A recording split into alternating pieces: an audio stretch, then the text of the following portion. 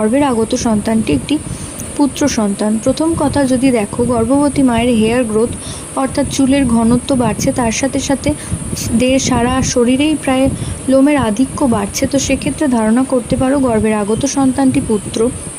দ্বিতীয়ত fetal heart rate অর্থাৎ FHR দেখে তোমরা ধারণা করতে পারো গর্ভের সন্তানটি পুত্র। যদি USA রিপোর্টে FHR অর্থাৎ ফিটাল হার্ট রেট 140-এর ওপরে থাকে, তো সেক্ষেত্রে তোমরা ধারণা করতে পারো যে গর্ভের আগত সন্তানটি একটি ফুটফুটে পুত্র সন্তান আসতে চলেছে।